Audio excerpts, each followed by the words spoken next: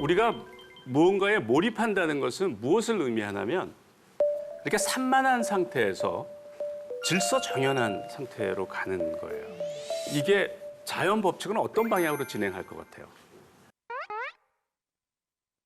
어지럽혀진 방이 저절로 정돈되는 거 봤어요? 그렇죠? 왼쪽으로 가는 게 자연스러운 거예요.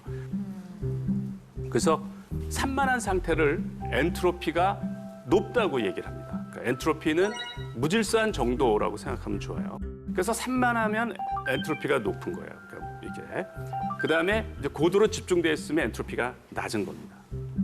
저렇게 엔트로피가 낮은 상태에서 높은 상태로는 간단 말이죠. 가니까 그걸 활용해서 예를 들어서 우리가 휘발유를 써서 자동차를 가게 하고 이제 배기가스가 CO2가 나오고 이러잖아요. 에너지는 보존이 되는데 휘발유라고 하는 쓸모 있는 에너지가 엔트로피가 낮은 쓸모 있는 에너지가 쓸모없는 에너지로 바뀌어 가는 거예요. 그러니까 엔트로피가 낮은 상태가 쓸모 있는 상태예요. 그 상태에서 이제 쓸모없는 에너지로 바뀌어 가는데 그것을 영어로 이제 데그로데이션이라고 얘기를 합니다. 점점 쓸모 있는 에너지가 쓸모없는 에너지로. 그런데 이게 사람도 마찬가지예요. 그러니까 엔트로피가 저렇게 낮은 상태, 고도로 질서 정연한 상태에서 이렇게 산만한 상태로 가면 쓸모 있는 인간이 쓸모없는 인간으로 가는 거예요. 그래서 데그로데이션, 타락을 하는 거죠. 우리는 엔트로피가 낮은 쪽으로 계속 가야 되는 거예요. 그래서 인생이 고행이라고 그러는 거예요. 고도로 발달된 사회에 살고 싶으면 내 스스로 엔트로피를 낮추지 않으면 나는 현대판 노예가 되는 거예요. 항상 수동적으로 쫓기고 항상 마감이 있어야 나는 집중을 하고 몰입이 되고 시험이 다가와야만 몰입이 되고 이렇게 사니까 항상 지겨운 거야. 산다는 것 자체가 저렇게 집중된 상태로 만들어야 되기 때문에 이제 그래서 제가 근본적으로 인생은 고행이라고 하는 건데 인생의 오르막을 계속 가야만 되는 거고 그 오르막을 많이 간 사람들이 아주 성공한 사람들이에요. 그러니까 내가 죽을 때까지 얼마나 많은 오르막을 가느냐가 이제 내가 얼마큼 성취하느냐 하는 문제가 되는 겁니다. 한번 생각을 해보자요. 그러니까 인생의 오르막을 가려면 어떻게 가야 되죠? 여러분들 주말에 이렇게 산에 가보면 등산하는 사람이 그렇게 많아요. 오르막을 가는 거야. 그죠? 그 사람들 미쳤습니까? 왜 오르막을 가는 거죠? 정상을 맛보기 위해서. 네, 힘들었는데 힘은 분명히 드는 겁니다. 땀을 흘리고. 그렇지만 정상에 가니까 좋았어. 내가 어떤 걸 혼신을 다했는데 지긋지긋했어. 이거는 안 좋은 거예요. 이러면 사람을 점점 수동적으로 만들어. 근데 혼신을 다했는데 좋았어. 혼신을 다했는데 좋았다라는 경험을 자꾸 하면 오르막에 대해서 대담해지고 즐기게 되죠. 산행을 즐기게 되듯이 인생의 오르막길을 가는 걸 즐기게 됩니다. 이런 방법을 실제로 사용해서 실천한 사례들이 있습니다. 2013년인가 크리스마스 때 제가 이제 이런 메일을 받았어요. 저는 그 후로 6년 정도 사법 시험을 준비해 왔습니다. 그런데 올해 3번째로 응시한 2차 시험에서 아까운 점수로 낙방했습니다. 설상가상으로 3년 이상 만나왔고 결혼을 약속했던 여자친구에게 이별을 통보받았습니다.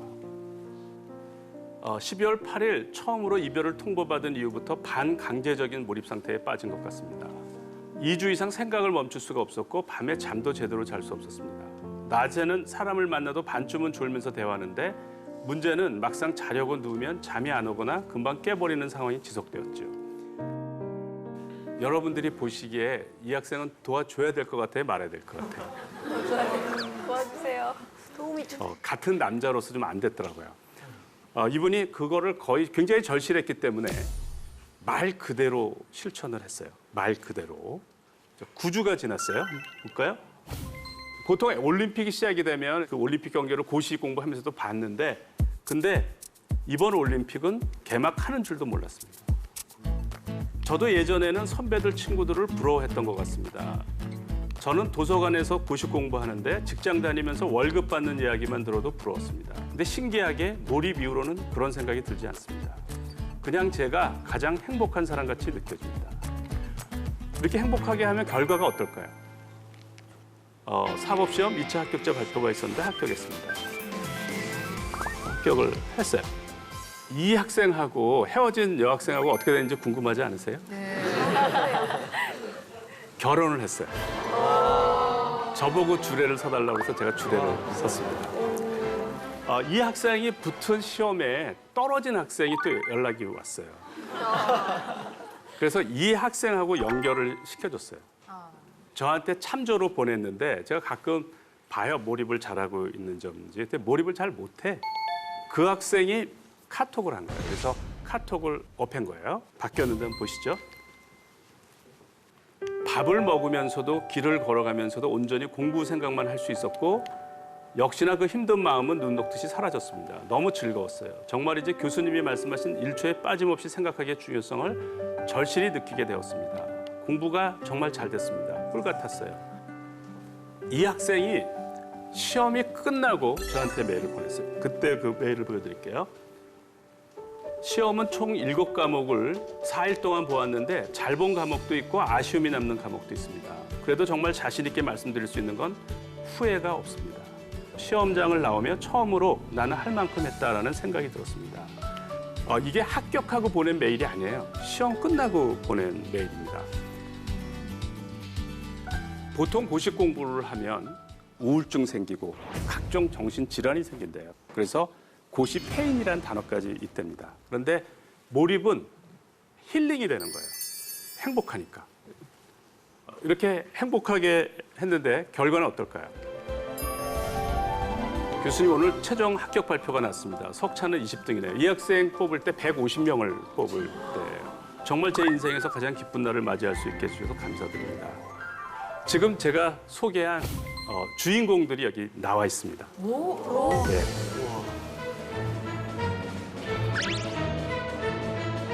저 김성우 씨하고 신가연 씨, 이준별 일어나시죠.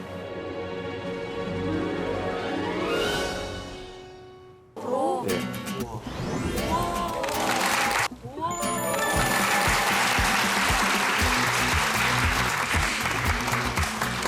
저는 김성우 변호사입니다. 교수님이 처음에는 이제 소개하셨던 그 시험에 떨어지고 여자친구한테 차인 그 45년생이고요. 지금 저는 연수원을 수료하고 한국과학기술연구원 키스트라는 곳에서 변호사로 일을 하고 있습니다. 우리 저 김성우 씨는 그렇다면은 이별을 통보한 여자친구에게 감사를 해야 되는 겁니까? 아니면은 이별을 하고 나서 몰입을 통해서 변호사 시험을 합격하게 한 교수님께 감사를 드려야 되는 겁니까? 교수님께 감사드려야죠. 처음에 이제 그 메일을 보냈던 게 그 2013 날짜까지 기억을 하는데요. 2013년 12월 25일이에요. 저는 이제 날짜를 생각을 안 하고 보낸 거예요. 사실 지나고 나서 보니까 크리스마스 날 제가 보냈더라고요. 저녁 8시쯤 보냈어요. 그 다음 날 전화를 주셨어요. 근데 딱 처음 말씀이 제가 3시에 회의를 들어가야 돼서 지금 딱 10분의 시간이 있는데 10분 동안 제가 간략하게 얘기를 해드리고 또 전화를 드릴게요 라고 말씀하시면서 정말 10분 만에 엄청나게 빠르게 해주시는 거예요. 굉장히 열정이 넘치시고요. 그리고 누구나 할 수 있는 그런 방법이라고 생각합니다. 경험할 수 있는 경험이라고 생각합니다.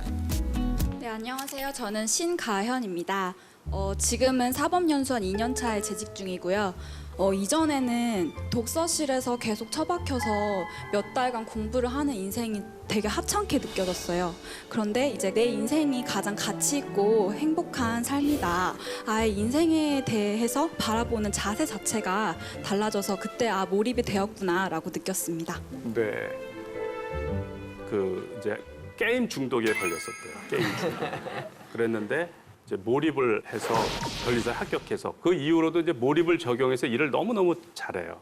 저는 이제 한 4년 정도를 변리사 공부를 했었습니다. 그러다 보니까 그 고승덕 변호사의 책을 막 찾아보게 되고 자기계발서를 막 찾아보게 되고 이렇게 되거든요. 고승덕 변호사는 막 17시간을 이렇게 앉아서 공부하다가 밥 먹다가 앉아서 공부하다 자고 이렇게 하시잖아요.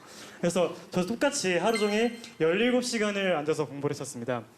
그런데 공부 실제 시간은 4시간도 안 됐었어요, 실제로. 저는 머릿속으로 항상 막 게임이 하고 싶고 뭔가 인터넷이 하고 싶고 심지어 제가 어머니한테 제가 제정신일 때 약간 어머니한테 컴퓨터를 약간 그 잠금을 해주고 그 비밀번호를 어머니만 아는 그 비밀번호 해달라. 그래서 어머니가 비밀번호를 켜놓으셨어요. 그다음에 이제 어머니는 이제 밖에 나가셨는데 제가 한 4시간 동안 그 비밀번호를 몰입해가지고 그걸 풀어서 게임을 한 적이 있었습니다. 네. 제가 그런 시간들을 보내면서 저를 한 번도 칭찬해 준 적이 없었어요. 항상 와 내가 어떻게 이 공부를 안 하고 놀 수가 있지? 자책하지 않았던 그 순간부터 제가 몰입이 된 것 같습니다. 왜 어떤 거는 시간이 지나면 기억이 나고 어떤 거는 다 잊혀질까요? 글쎄요. 일단은 기억이 난다는 거는 그 상태에 굉장히 몰입을 많이 하고 그 상태가 오랫도록 기억에 남는 무언가가 있었을 거고요. 네. 그게 아니면은 그냥 또 흘러가서 기억 속에 네. 묻혀지는 것 같아요. 네. 어떤 일이 기억이 난다는 것은 그것은 우리 몸에서 중요하다고 간주를 했기 때문이에요. 그럼 우리 뇌는 뭘 기준으로 중요하고 중요하지 않은 걸 가르냐는 거죠. 이 문제를 해결한 분이 에릭 칸데입니다. 이분이 이 문제를 해결해서 노벨상을 받았어요. 2000년에. 바다 달팽이를 이용해서 이제 이분이 실험을 했는데 이분이 밝힌 거는 딱 2가지밖에 없더라. 딱 2가지. 그게 뭐냐면 자극이 세면 우리 뇌는 중요시 여긴다. 여러분들이 소스라치게 놀랐거나 아주 재밌었거나 이러면 기억을 해요. 자극이 세기 때문에. 여러분들이 영어를 외우려고 그래요. 영어 단어를. 나 잘 안 외워져. 우리 뇌가 중요시 안 여기는 거예요. 아, 그거였구나. 그런데 외워야 돼. 어떤 방법을 쓰죠? 반복하죠. 반복을 하면 우리 뇌는 중요하다고 생각합니다. 가장 중요한 거는 강한 자극이 반복해서 올 때가 가장 우리 뇌는 중요시 여겨요. 그래서 몰입을 시켜주는 거예요. 이걸 활용해서 아주 유용한 정보를 하나 가르쳐 드릴 텐데 아이가 책상에 앉는 데까지 굉장히 힘들다고 네. 그랬죠. 얘를 5분 만에 몰입시킬 수 있는 방법이에요. 제발 가르쳐 주세요. 이걸 이해하려면 외형 기억이 있고 안목 기억이라는 게 있어요. 외형 기억이라고 하는 거는 제가 뭐 김상중 씨, 뭐 이지연 씨 이렇게 이름을 기억하는 거 이런 거를 외형 기억이라고 해요. 스쿨은 학교다. 그러니까 의식할 수 있는 기억을 우리가 외형 기억이라고 해요. 의식할 수는 없지만 내가 실력이 있는 거가 있어요. 뭐 운전을 한다거나 운동을 한다거나 악기를 다룬다거나 이런 기억을 우리가 안목 기억이라고. 몸에 배어 있는 거. 그렇죠. 몸에 배서 자동적으로 나오는 나오는 거. 것을 우리가 안목 기억이라고 그래요. 우리가 보는 시험은 외형 기억과 안목 기억 중에 어떤 기억을 테스트하는 걸까요?